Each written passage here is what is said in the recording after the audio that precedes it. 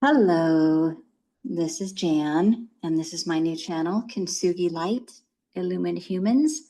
This is a channel for listening and feeling and allowing and connecting. I thought it was time for me to share the story of this channel and why I named it Kintsugi Light, Illumined Humans. April 21st, I was with a client and trying to be helpful. I was moving some things out of the way of the area that we were working in. One of those things I was moving was one of those trash dumpsters that you take out to the curb. It was in the way of the car and all the things we were getting out of the car to do the job we were doing. And long story short, I got caught up and tripped on the trash can as I was rolling it, and as it got caught in the little kind of curve in the street gutter of the street, and tried to save my hand from getting smashed. And then my foot got caught, and as the trash can rolled forward down toward the street, I rolled forward on top of it, and my forehead landed right on the edge of the lid. I think it was the lid. I don't really remember right now, but basically my head started gushing, and a few hours later got stitched up in the emergency room. And what I want to talk about related to this fall is so much. But I can't talk about it all right now. All of these thoughts are racing toward the center of my frontal lobe, wanting to be first, but I can only do one thing at a time. So right now I'm going to pertain this topic to the name of this channel. So as I was waiting for the doctors to show up and the nurses and everyone looking at my wound, and as I was holding it with this numbing thing on this big rag, which was also preventing it from continuing to bleed profusely, I heard at least one or two of the nurses and doctors say something like, "It's a good thing, that you're older, because as we get older, we get those lines on our forehead, and most people don't want those lines, but this probably will just blend in and it'll look like one of those age lines. So the scar may not even show up." And two or three people said something similar to that. And fast forward, as I got home and I was in recovery, and I posted about this on Facebook, and I had, hundreds of people responding and sending me private messages. One of the common themes was along that same line about, the scar, and people wanting to send me things to cover the scar or give me treatment protocols to prevent it from being so noticeable, or, on and on and on. And I wasn't worried, even in the hospital. I was not worried about a scar. That was nowhere in my mind. It wasn't how I thought. It wasn't a concern. It never crossed my mind. And to this day, which is 10 weeks later, it still has never crossed my mind. What did come to my mind came from my heart. And that was that I don't want to cover this scar. And I had at least a half a dozen people suggest plastic surgery and have a plastic surgeon redo the stitches.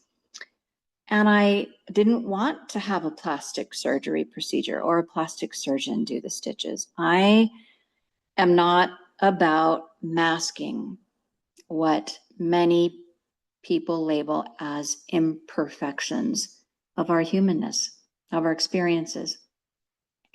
This experience was part of my life. It is part of my life. It always will be part of my life.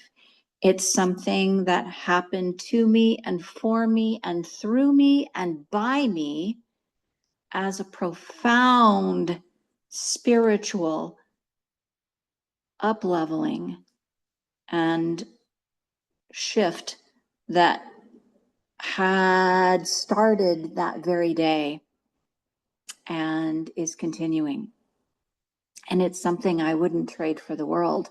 I wouldn't want to go through the accident again, or the pain of the stitching, or the fear, because there definitely was fear. But the fear wasn't about, my face or my appearance. The fear was about how much blood am I going to lose, and how much pain am I going to feel through this stitching and through the taking out of the stitches. And I thought of the Japanese art, I think it's Japanese, of Kintsugi, and how that is taking a vase or a broken plate or something that has broken or cracked and painting beautiful gold-colored glue along the cracks and putting the piece back together with the cracks visible in that gold. And then, of course, I always go way deep, not just to the surface of what Kintsugi meant. And I think of the cracks that we humans try to cover. And it brought me back to using this reference of the Kintsugi art and the images, not only of vases that have been repaired, but also faces and bodies that have had cracks and open wounds and beautiful healing, even with the scars still showing. And in a couple of the books that I've ghostwritten and edited for clients in the past, I've recommended the thought of the Kintsugi as a metaphor for this beautiful essence that we have within us as spirit beings inside this human body and this earthly experience. And we've used that. I've searched for images and we've used images. And so not only the art for me of the Japanese, cracked bowls and plates and things being repaired, so to speak, but, not try to mask the cracks, not try to cover them or hide them. It was all about beautifying them, revealing them, showing them, glowing them, making them stand out as something that is a beautiful part of the experience of being real. And I always thought it was just so profound and loving. And now it's come full circle to me to honor my experience. And it feels peaceful. It's not scary. It's not shameful. This is my face. Like it or leave it. And if you're looking at the image on the screen, I put a collage together of the day that it happened. I didn't want to look at the stitches. So my son, I asked him to take a picture of it right after the stitching was done, but I didn't want to look at it, so I covered myself. And I didn't even look at it till the next day. And then next to that, on the right upper corner, is the picture of myself, I think 3 days later, when a lot of the blood had drained from the forehead down around my eyes, because my eyes were pretty like a dark purple all around for a couple of days, 2-3 days. And then it started changing from a dark purple to kind of like a dark red, and then a dark red to a dark green, and then a dark green to a kind of a mustard yellow. And then eventually, as you can see, 6 weeks later, now actually less than 6 weeks, that's just the first time I took a picture of myself on the lower left. That's what my face looked like. And then on the right bottom corner is this beautiful picture that I found in my search for something that I felt represented my experience and where the wound was. And going back to what I was thinking shortly after I fell, and trying to, keep myself calm with deep breathing and going into my heart and love and prayer and faith as my elements that I was tuning into. I was also immediately wanting to go deeper into the meaning of why this happened and why it happened in the space on my body that it happened. And immediately I thought of my third eye, and I thought, is this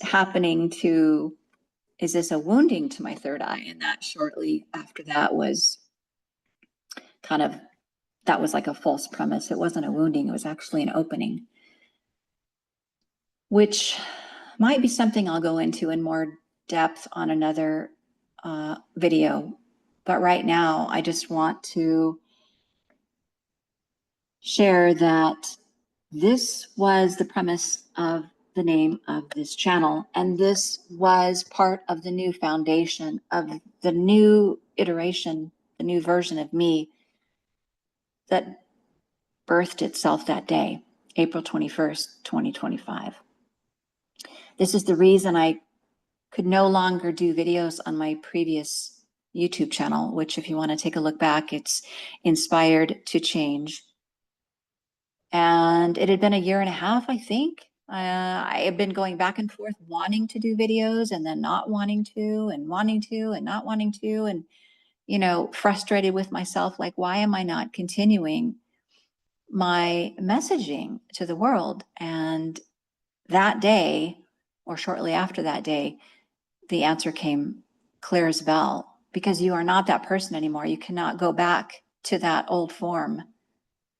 You cannot be from that foundation and speak the words and the essence and the vibrational frequency of the message of your mission now, because you are different and you will never be that again, that old version. So that's the first half of the Kintsugi light. And the metaphor of the light being the light within each of us as a soul embodied into a human form. This is the light that we all carry, the light of source, the light of God, the light of consciousness.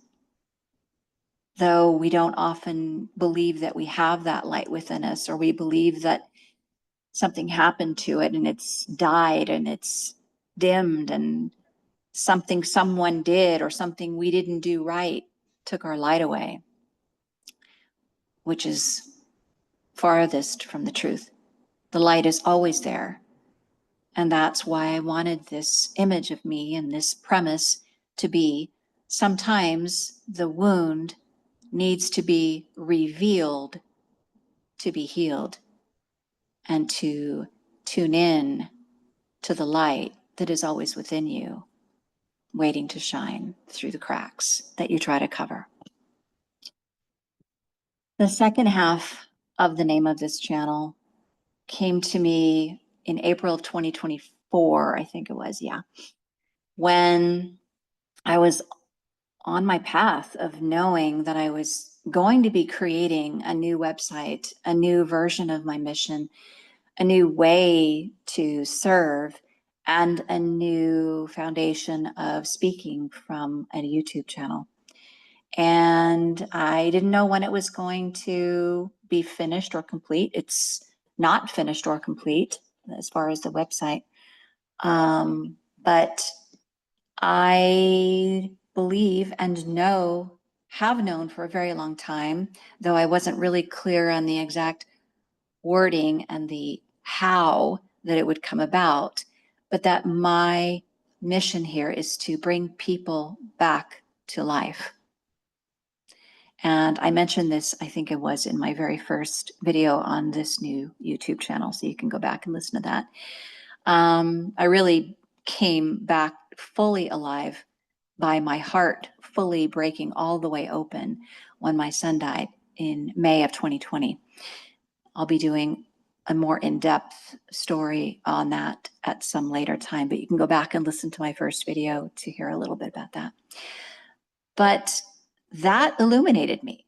When you allow your heart to drop the chains around it, to drop the fear, to drop the cover, to drop the armor, to drop the mask, to drop the hardening, to drop the constructs, to drop the dimming of itself in favor of your mind taking over, taking control. When you allow your heart to fully break open and show your tenderness, your raw vulnerability, your sensitivity, your tears, your fears, your love, your wounds, you become illuminated.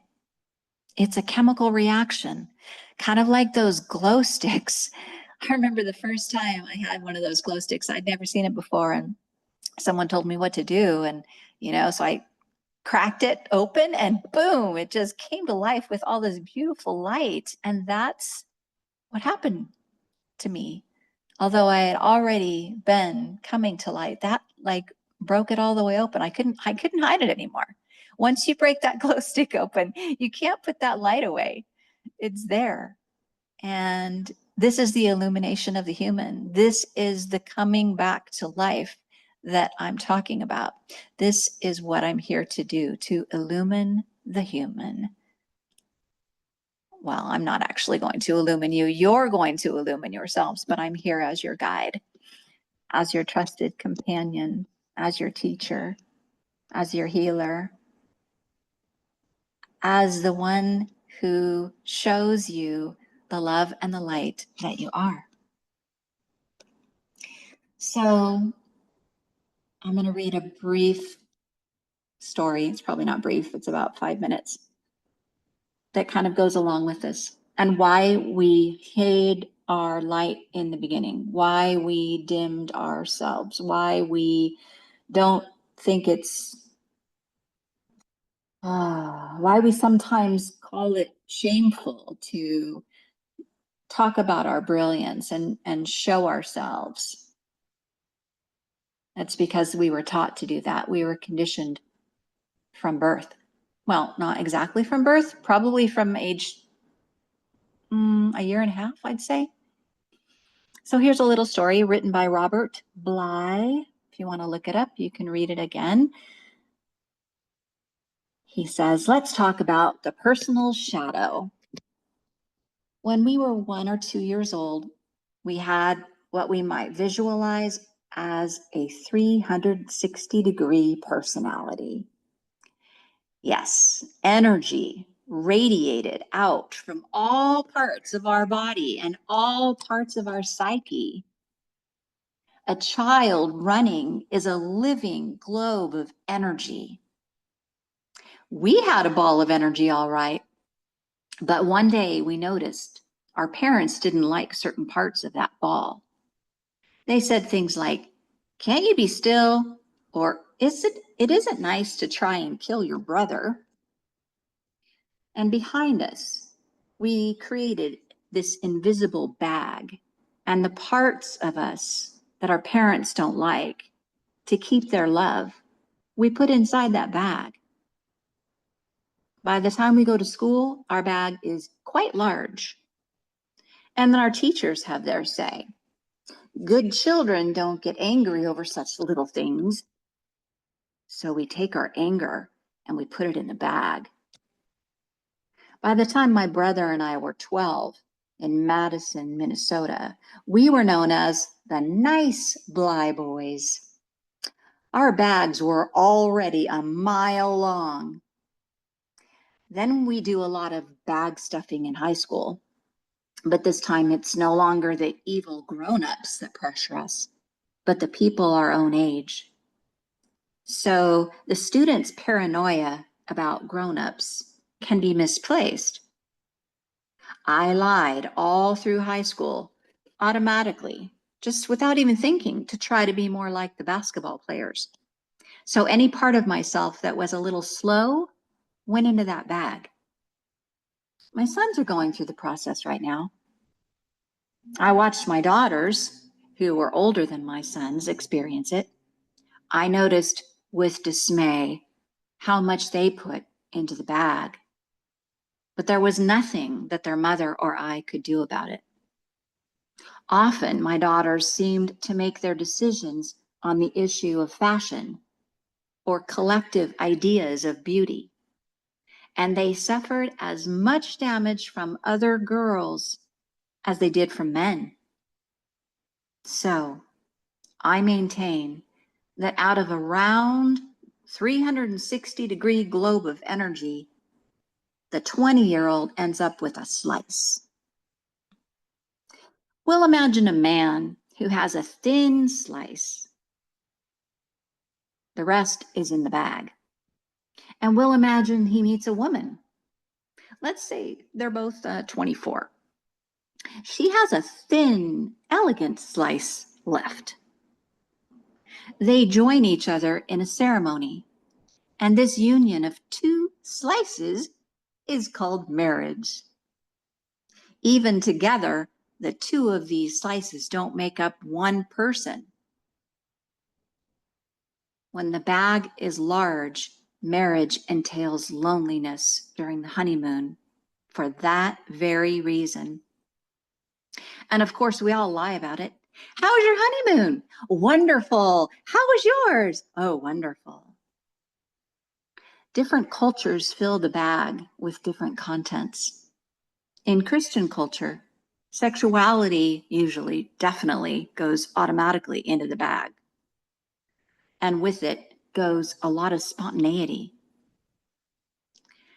Marie-Louise von Franz warns us, on the other hand, not to sentimentalize primitive cultures by assuming that they have no bag at all. She says, in effect, that they have a different, but sometimes even larger bag. They may put individuality into the bag or inventiveness into the bag. What anthropologists know as participation mystique, or a mysterious communal mind, sounds lovely, but it can mean that tribal members all know exactly the same thing, and no one knows anything else. It's possible that bags for all human beings are about the same size. We spend our life until we're 20 deciding what parts of ourselves to put into the bag. And we spend the rest of our lives trying to get them out again.